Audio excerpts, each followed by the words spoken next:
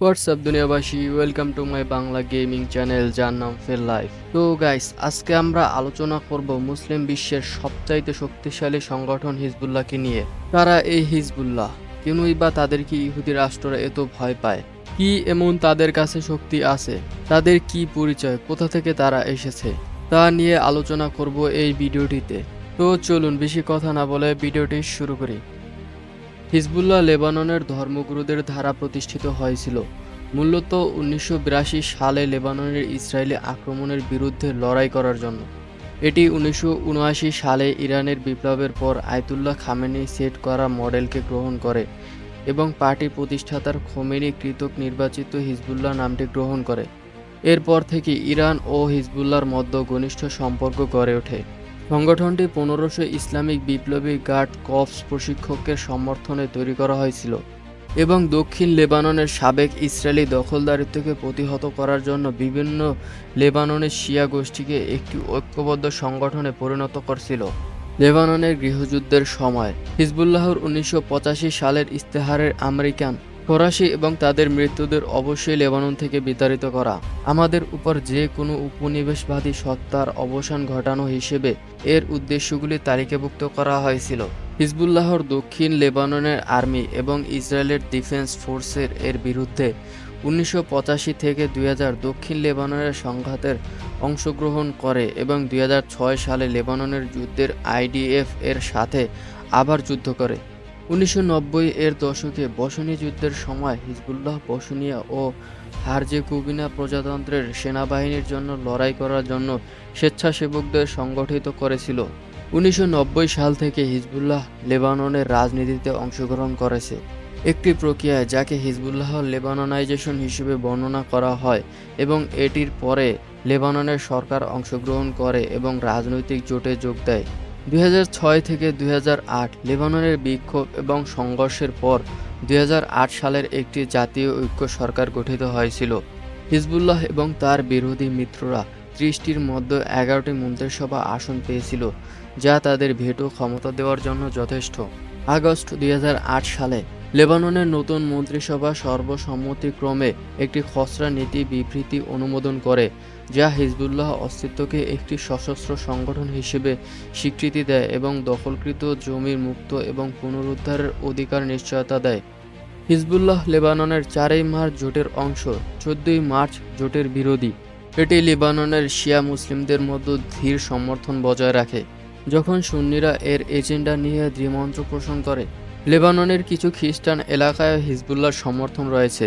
2012 সাল থেকে সিরিয়ার গৃহযুদ্ধের হিজবুল্লাহ জড়িত থাকার কারণে এটি সিরিয়ার বিরোধীদের বিরুদ্ধে লড়াইয়ের সিরিয়া সরকারের সাথে যোগ দিতে দেখেছে, যাকে হিজবুল্লাহ একটি ইহুদিবাদী চক্রান্ত এবং বাশাহারের সাথে তার জোটকে ধ্বংস করার একটি ওয়াহাবে জায়নবাদী ষড়যন্ত্র হিসেবে বর্ণনা করেছে।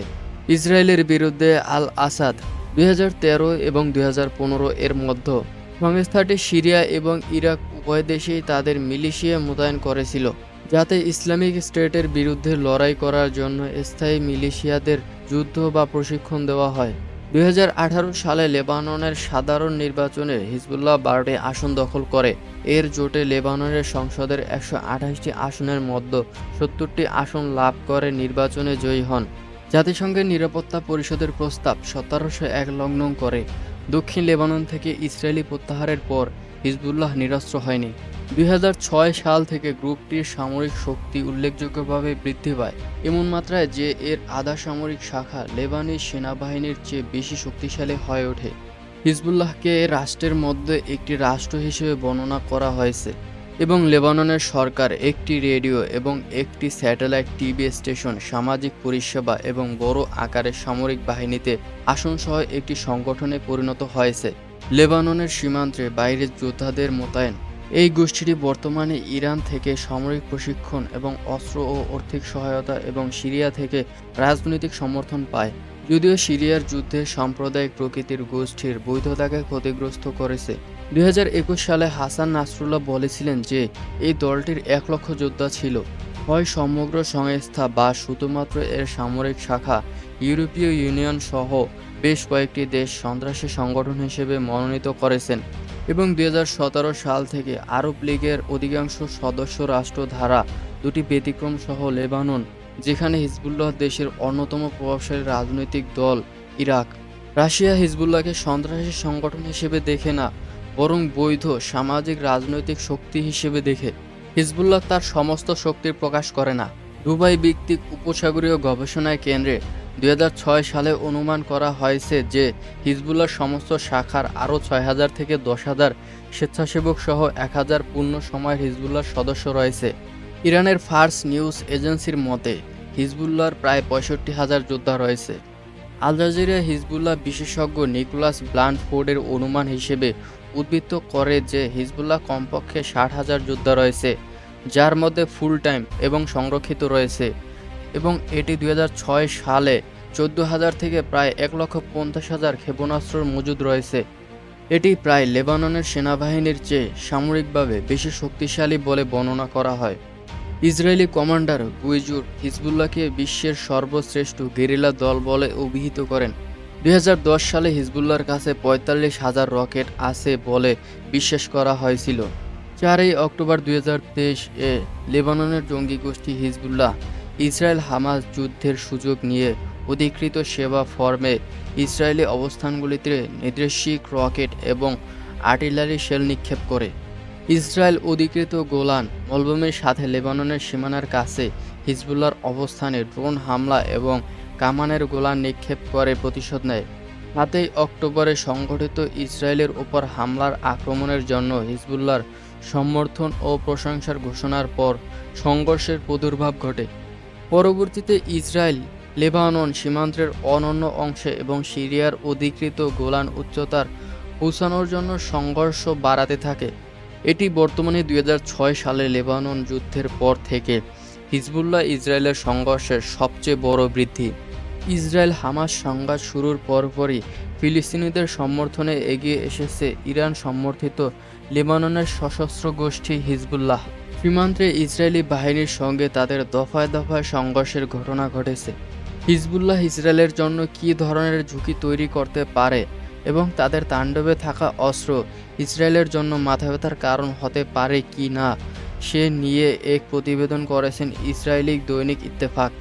যুদ্ধের শুরু থেকে ফিলিস্তিনিদের সমর্থনে ইসরায়েলের উত্তর অঞ্চলের রকেট, ক্ষেপণাস্ত্র এবং ড্রোন হামলা চালিয়ে আসছে লেবাননের সশস্ত্র গোষ্ঠী হিজবুল্লাহ।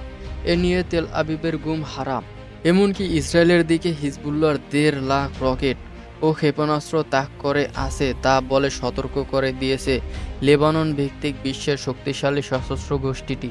সাম্প্রতিক হিসাব অনুযায়ী হিজবুল্লাহর কাছে প্রায় 1.5 লাখ রকেট এবং ক্ষেপণাস্ত্র রয়েছে, যার বেশিরভাগই দূরের লক্ষ্যবস্তুতে আঘাত হানতে সক্ষম, আর এটাই ইসরায়েলের মাথাব্যথার কারণ। ইসরায়েলের প্রতিরক্ষা মন্ত্রণালয় বলেছেন, হামাসের সঙ্গে যুদ্ধের শুরুর প্রথম কয়েক দিনে ইসরায়েলে কয়েক হাজার রকেট নিক্ষেপ করেছে হিজবুল্লাহ। প্রতিদিন 1,500 করে রকেট ছোড়ার সক্ষমতা রয়েছে গোষ্ঠীটির। আরেকজন প্রতিবেদনে আরও বলা হয়, অস্ত্র ভাণ্ডারের পাশাপাশি হিজবুল্লাহর কাছে রয়েছে বিমান বিধ্বংসী ক্ষেপণাস্ত্রের বিপুল মজুদ। এসবের পাশাপাশি ভূমি থেকে আকাশ উৎক্ষেপণযোগ্য ক্ষেপণাস্ত্র ও ভারী আকাশ প্রতিরক্ষার ব্যবস্থা রয়েছে হিজবুল্লাহর কাছে। গোষ্ঠীটির হাতে আরও কিছু আছে কি না তা নিশ্চিত নয় কোনো পক্ষ। বিশাল ক্ষেপণাস্ত্র ভাণ্ডারের পাশাপাশি হিজবুল্লাহর গত 200 দশকের নিজস্ব শক্তিশালী বাহিনী গড়ে তুলেছে, যার মূলে রয়েছে ইরান ও স্থানীয়ভাবে তৈরি বিভিন্ন ধরনের ড্রোন। হিজবুল্লাহর বিশেষ কমান্ডো ইউনিটও রয়েছে। ইসরায়েলের সঙ্গে রাদওয়ান বাহিনী নামে পরিচিত এ বাহিনীর যুদ্ধ করার সক্ষমতা আছে বলে মনে করা হয়। রাদওয়ান বাহিনীর প্রায় 2,500 সদস্য রয়েছে, যারা লেবানন এবং ইরানের প্রশিক্ষণপ্রাপ্ত। এরা সবাই মাঠের এবং কৌশলগতভাবে যুদ্ধের পারদর্শী। সেই সঙ্গে রয়েছে বিশেষ গেরিলা যুদ্ধের প্রশিক্ষণ। তো ভাই লোক, এই ছিল আমার ফুল ভিডিও। আশা করি তোমাদের এই ভিডিওটি ভালো লেগেছে। যদি ভালো লেগে থাকে তাহলে অবশ্যই আমার এই ভিডিওটিতে লাইক অ্যান্ড শেয়ার করবে। আর যদি আমার চ্যানেলে নতুন হয়ে থাকো তাহলে অবশ্যই আমার চ্যানেলটিকে সাবস্ক্রাইব করবে। তো আজকের মতো এখানেই বিদায় নিচ্ছি। দেখা হবে আপনাদের সাথে আরেকটি নতুন কোনো ভিডিওতে। ততক্ষণের জন্য বাই।